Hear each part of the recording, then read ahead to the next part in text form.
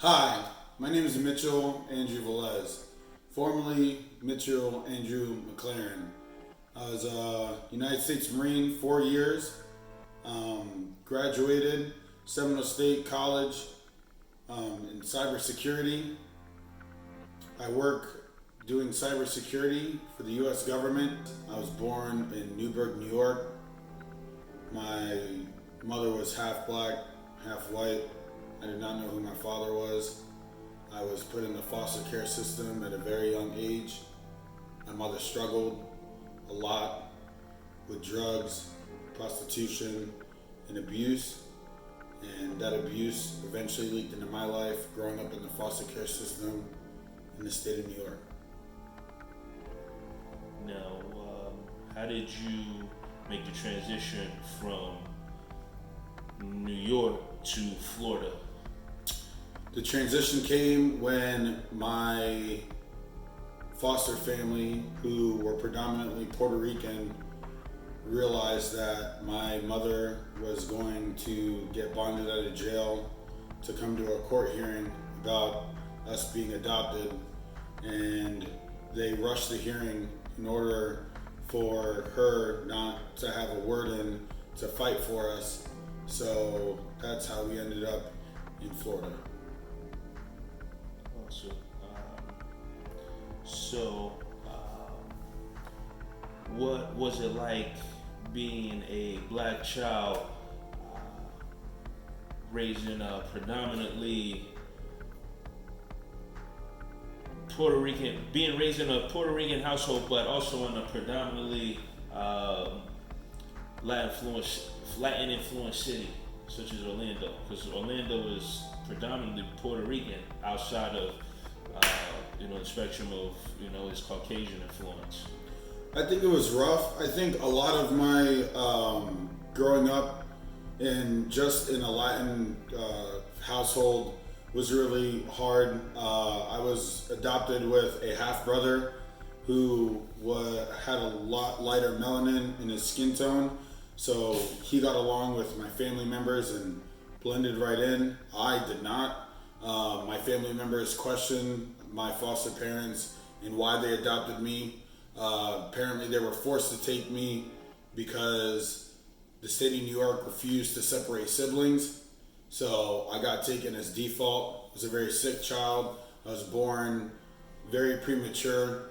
When I arrived on the doorsteps many years ago, I was throwing up. I was still a baby for the most part. And as I was going from foster house to foster house, it got worse. And then when they finally made the decision to adopt both of us, then that's when things started to get a little bit better for me. But growing up in Orlando and having a Spanish father and a Spanish mother, it was very uncouth and seen as strange to a lot of people. When I used to wait in elementary school and middle school for my parents to pick me up, kids would guess, see a black couple walking up and they're like, "Oh, Mitch, is that your parents? Is that your mother? Is that your father?" And I always said no. And usually they had to do some identification process of when parents actually in fact did pick me up, because the school couldn't release me to people who weren't my parents. Interesting.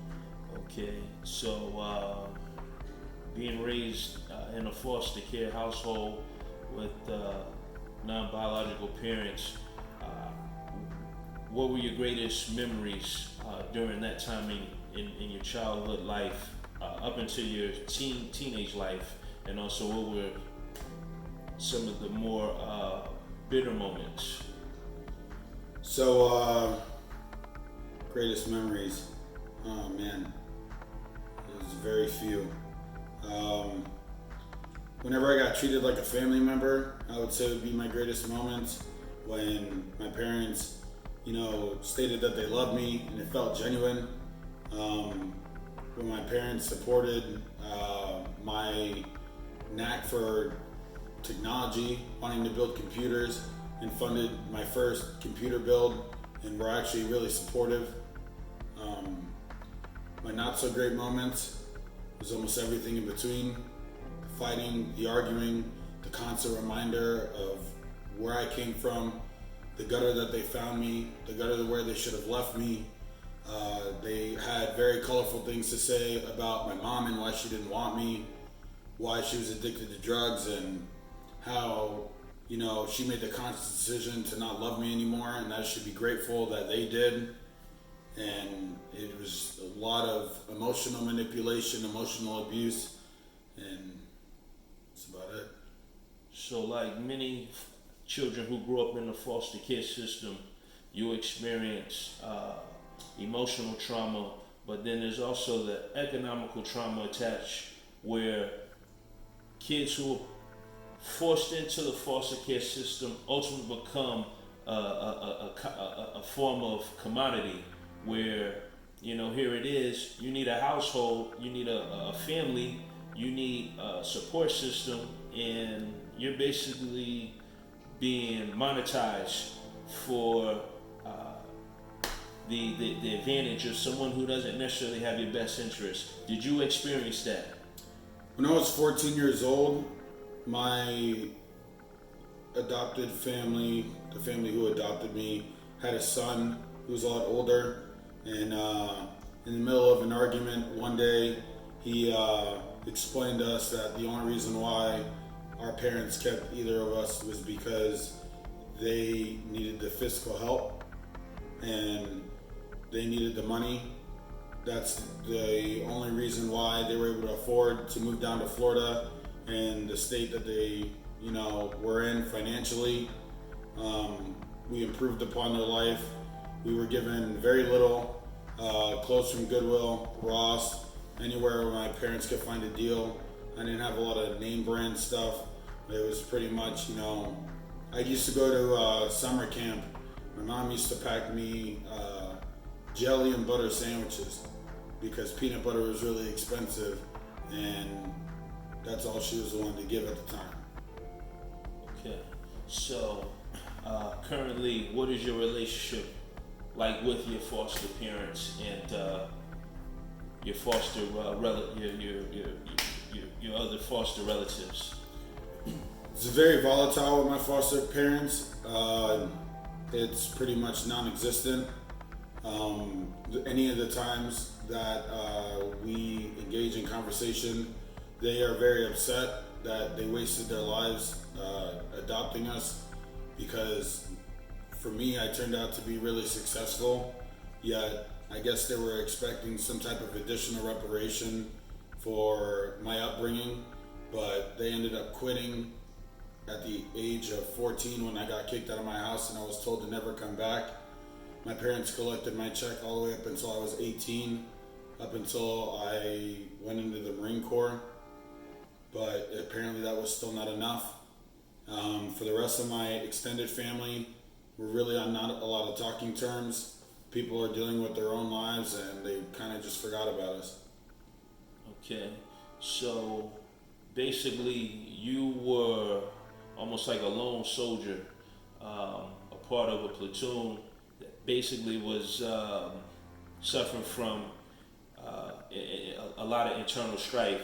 I want to ask you, growing up in an unconventional household setting,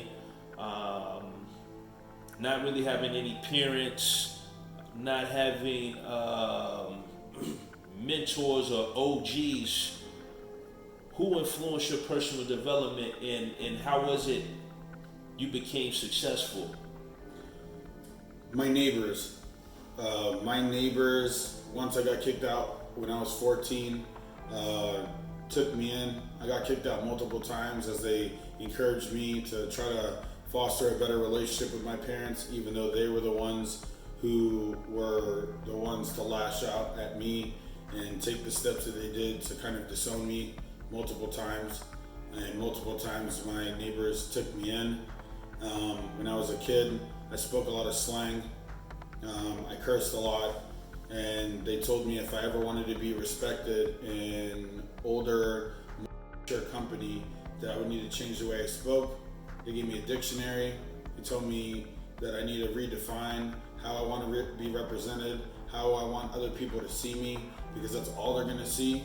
Because if I continued on the path that I was on, then I would just get seen as a nobody, nothing, somebody of a lower stature that could easily be demonized. My brother, however, didn't have such luck. He didn't run to my neighbor's house. He had a whole bunch of friends that were gang members that he took shelter in when my parents gave up. So our lives are very starkly different.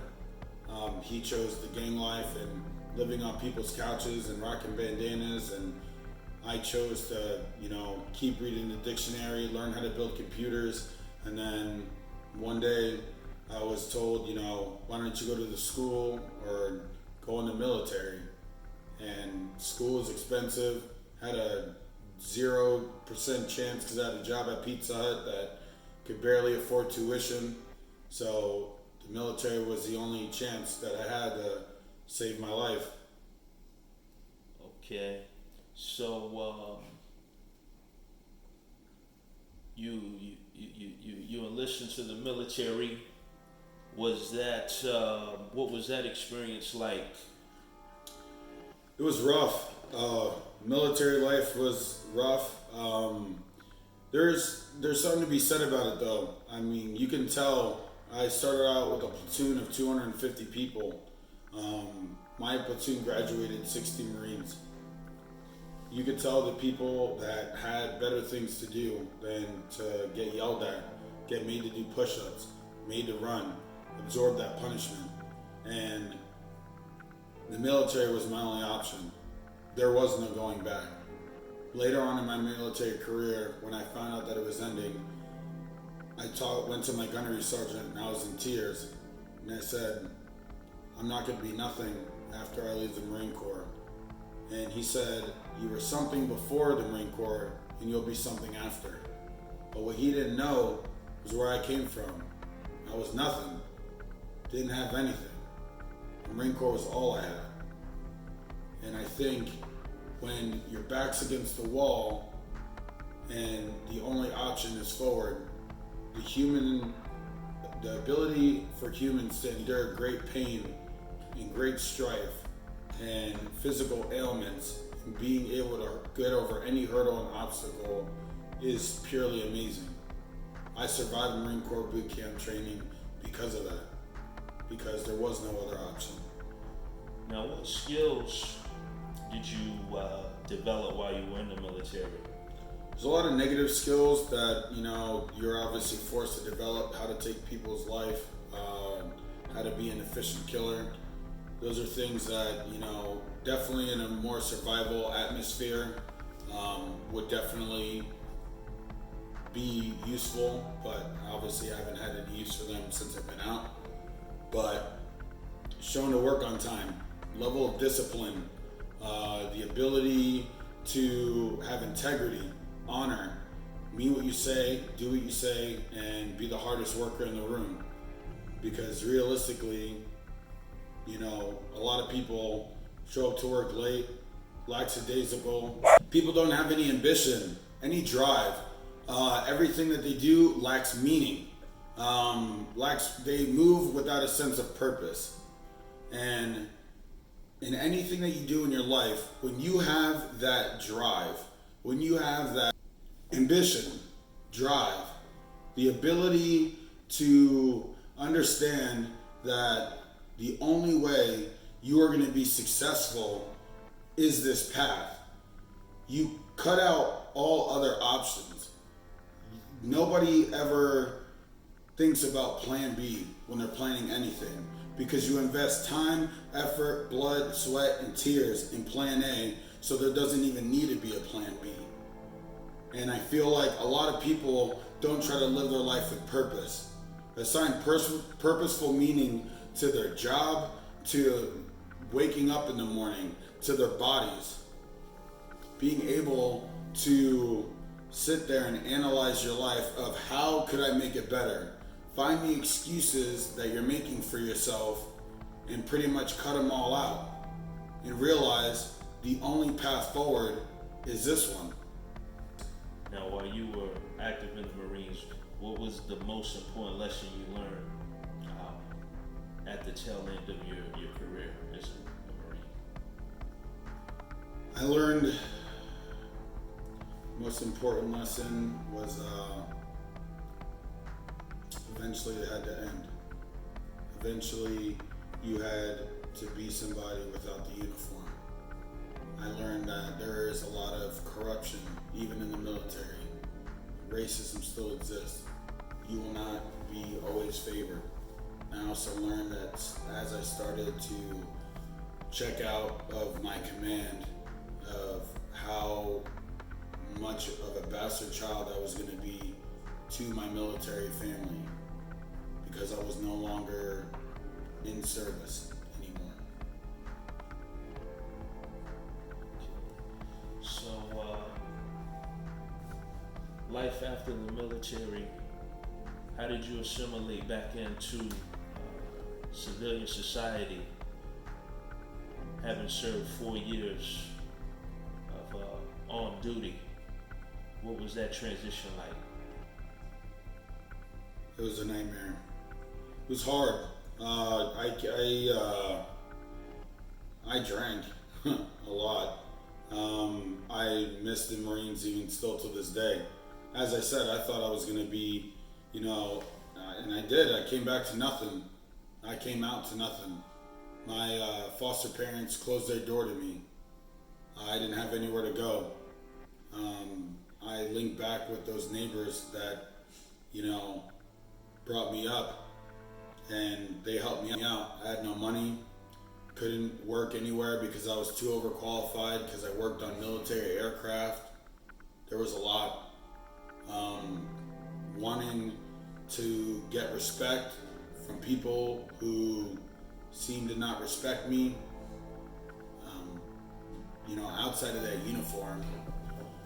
The hardest thing in transition for me was not having the uniform anymore. The uniform defined you.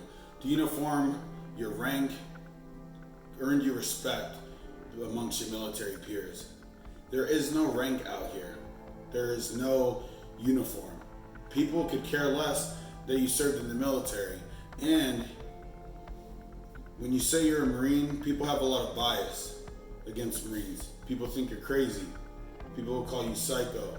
People will not want to associate themselves with you.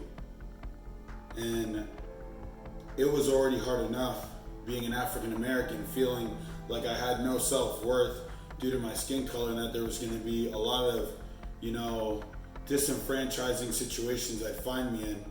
And the only thing I had was the military to kind of prevent systemic and social racism. I was able to go to bars that I never thought I would walk into at any point in time in my life, thanks to the fact that I served my country. When I get stopped by a cop, it feels different, because it is different. The minute they find out that I serve my country, literally the tone and the cadence of a normal traffic stop changes. All of the tension all of a sudden starts to fade away. But it's that mask that I have to constantly wear in order for somebody to give me respect. Now you talk about making the transition back into civilian society, and almost the way you describe it, it's like there's like a social downgrade coming back in to a place that you're familiar with. It seemed like there were, when you talk about, having to deal with racism, you make the U-turn back into a place that your fundamental years were spent. Were there like similarities there, where your childhood versus your adult life, as far as your interactions with people, and being a guy who is of color, who doesn't come from a background of resources? There's no one financing your education. There's no one financing your future. And just overall, no one's just financing your existence. What was that like for you What were the similarities of both worlds? And if anything, were there similarities? You being a man of color, having to exist in both worlds. There was a lot of, like, I would equate the similarities that I would equate to the civilian life and marine life, as far as being a person of color, is kind of corporate similarities. Like, racism isn't very overt. It's something that everybody widely speaks up against when you're in the Marine Corps, as they do in the civilian life. But people will find ethical ways in order to block you from being successful. Like, I remember getting in trouble for the most smallest of things, but since they had rank and title and they were my superiors, it was their word over mine, and I ended up not being able to get promoted to the next rank. Same thing happened in my job. I had a lot of issues with social interactions and the corporate culture, and when people wanted to lash out and wanted to stop my growth as an employee, they ended up making up stories and or trying to say that I was violating rules that either they were taking too stringent or didn't really even hold anybody else against, yet I was to be made example of.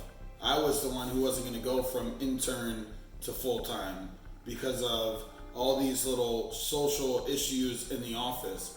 As simple as carrying a jug around into meetings. Apparently that was offensive to some people that rubbed elbows with other people that had power in order to dictate my future.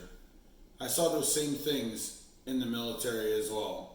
I just never thought that I actually would, because the level of respect you have to fight for out here is, you can work hard, but people are sensitive. I got up to Lance Corporal E3, and no matter what, anybody that was either below me or even my same rank, if I had more years of service than you, then you had to respect me, you had to listen to orders, you had to pretty much take my lead. If I was the subject matter expert on something, you were forced to, I don't care what rank you were forced to have to take orders or listen to me at some point. That's not really the way it is. There is a lot of, sucking up in the corporate sector. All you can do is pretty much work hard and hope to be recognized, when the Marine Corps gives you steps of, if you work this hard, you can be acknowledged. But that's also not, true throughout. Depends on your job. Having to abruptly leave the military basically had to redefine your goals. What institutions did you embark on to continue fulfilling the goals that you set out for yourself years prior?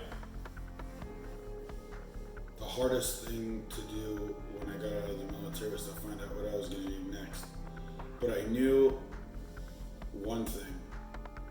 I knew that I needed to do something great. I needed to do something that was going to give me financial independence. And I knew that this was the only option forward. That there was no other option, or else I would fail. I felt like in the Marine Corps I was under some sort of iron curtain. As long as you follow orders, as long as you stay true to duty and you do your job, wake up every morning, pass your PFT test, you will excel as the years go on in the Marine Corps. And you stay on base, you can go off base, but as long as you act right, and don't violate any laws, whether they be misdemeanors or felonies or whatever, then you can be successful. And the only thing you have to worry about is deploying and being taken out by the enemy, which you don't deploy. Some people, not especially for me, we didn't deploy that often. So it had been a lot more years that I had that safety net of, regardless, I was going to have food in my stomach, clothes to wear, uniform or not, and a place to sleep and stay. You don't have that safety net outside. So it was very rough knowing that there's nothing out here that's going to catch me. Not my neighbors, not anyone. And I was going to have to build something for myself. I didn't know what that was. So how were you able to build something for yourself? Did you go back to school? Did you get a job? And what was it like for you to even re-enroll into the job market? Because my grandfather was in the Air Force, and I remember when he retired, he tried to get a job at the post office. He was denied, and he also tried to get a job as a police officer, and he was denied. Did you encounter any type of job discrimination, or what did you do? Like, job discrimination was always there. Again, dealing with being in the Marine Corps, everybody thinks you're crazy. Nobody wants to deal with employees that possibly have PTSD. That was a real big hot button in interviews. Do you have any PTSD? If so, how bad is it? A lot of people would just know that, I would tell them I served in the Marine Corps and automatically make those assumptions. I applied to the most frivolous jobs: Outback Steakhouse, Target, Lowe's, Home Depot. I just wanted to be a cashier at a Target, and I got turned down time after time for almost 2 years. Luckily, in the Marine Corps, when you use your GI Bill, you're able to get a living assistance, and I used that check to give myself a place to sleep. And I had to live very small and take that money and divide it by the amount of days in the month to make sure that I didn't overspend on food or anything, going out or anything, because that's how I fed myself. That's how I was able to have shelter. And I had to live off of that for 2 years while I was in school. And one day, I finally walked into a Publix, and I got a job as a grocer, tossing groceries, unloading groceries off the truck. And it was funny because not too long ago from that, I watched the movie Shawshank Redemption, and I thought it was very interesting in how the only job afforded to me that I was able to get, that I wasn't being told I was overqualified for, was a guy moving groceries around the store.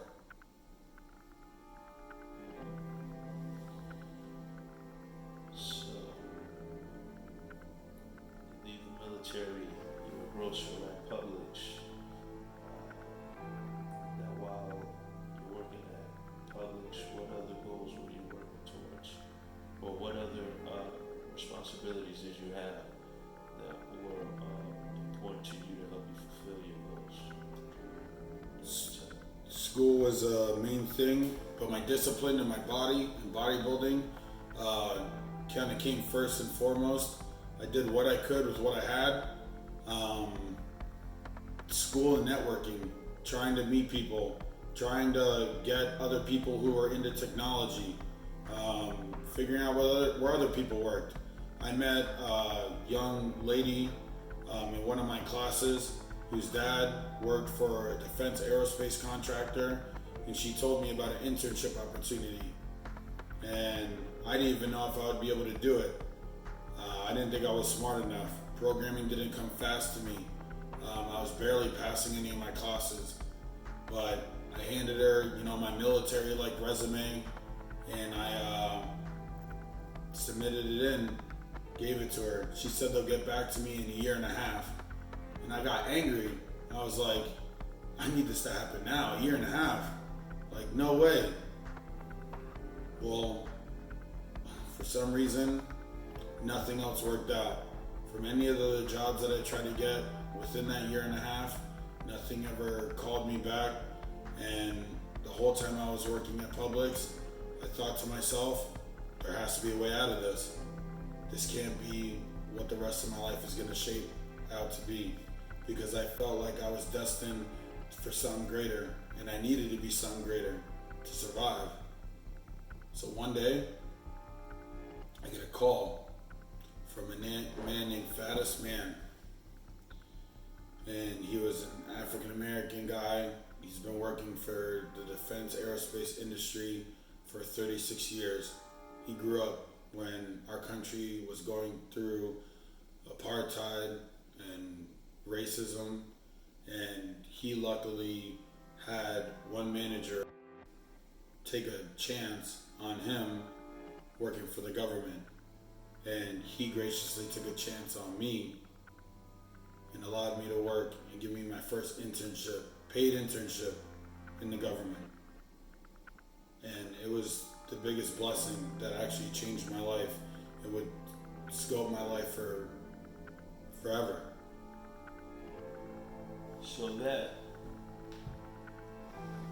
this particular event that took place, would you describe that as being one of the greatest successes in your life at that particular moment?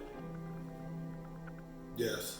I believe at that particular, I actually believe at that particular moment,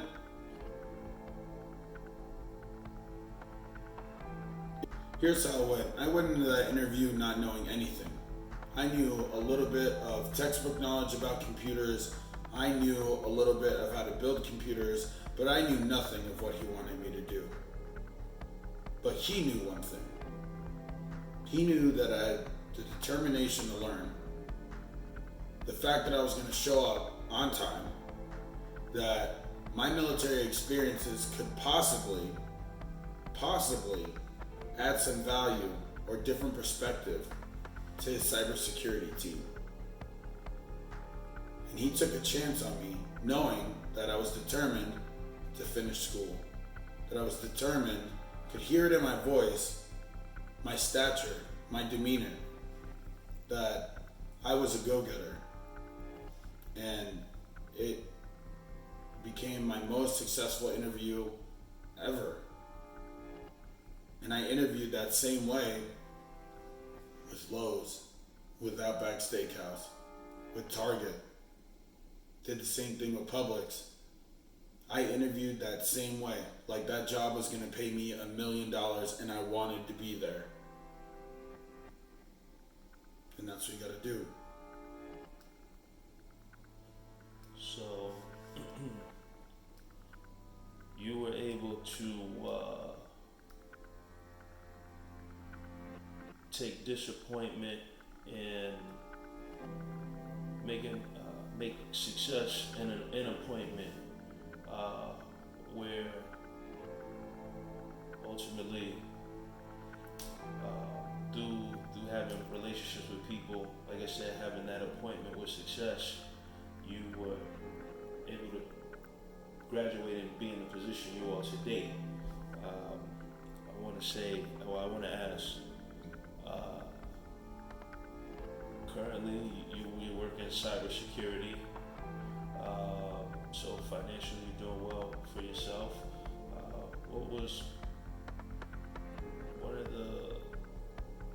What was the one thing that you did for yourself that you felt was important now that you had that economical wherewithal to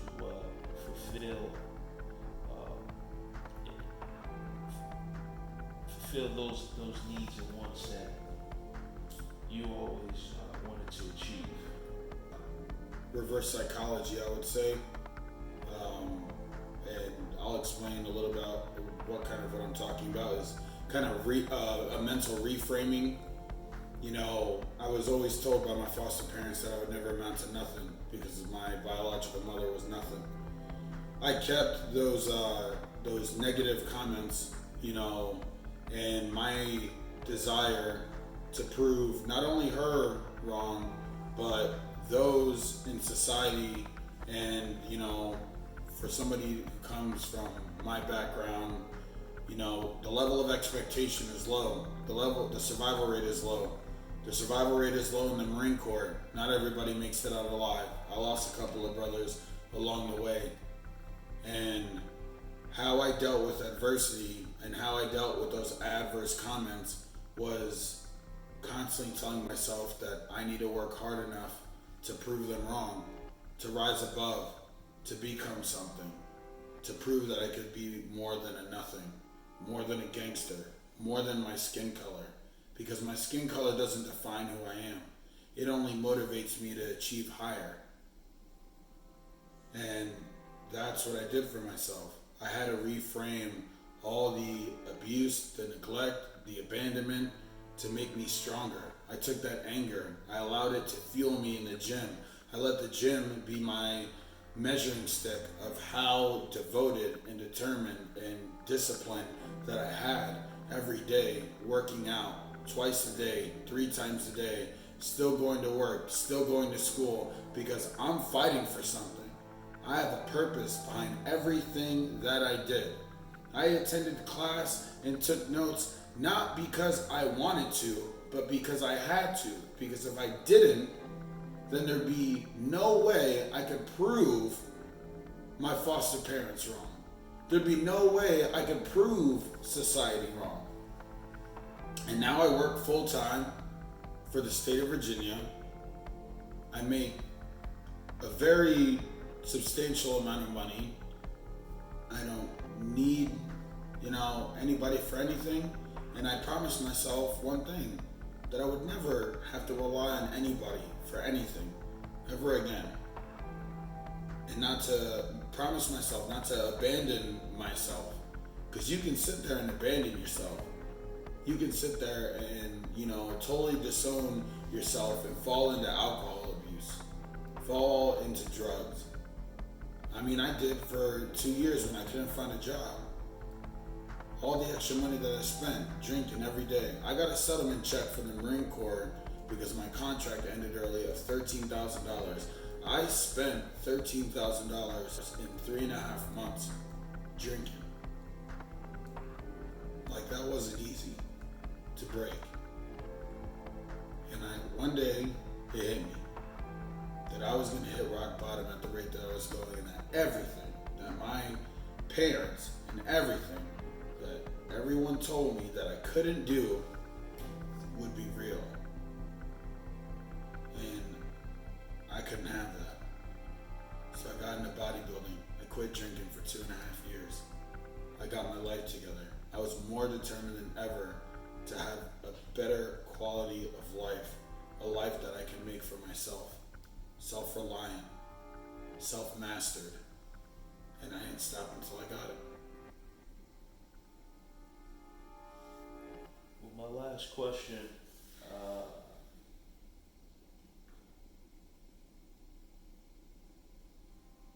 what advice would you give to someone who is looking at this video, who has a similar situation that you derive from and is looking for hope and inspiration to get out of? What would you tell them? There's a lot of things I would tell people. A lot of cliche things. If you're very religious, God doesn't give you more than what you can handle. He wouldn't give you anything that was too much, or he didn't believe that you were strong enough to handle. But a lot of people don't see comfort in that message. So my one thing would be, get angry. Get angry and use that anger and that energy to push you to work harder, to be better, to get the best that you can out of life, to achieve your goals. Use that anger to get mad at yourself when you get complacent, you slack. Beat yourself up for the fact that you haven't made it to your goals. Act like you want your goals more than you want to breathe. And by that reframing, you will be able to achieve anything you want to. Because at the end of the day, if you do nothing, you're just proving other people right.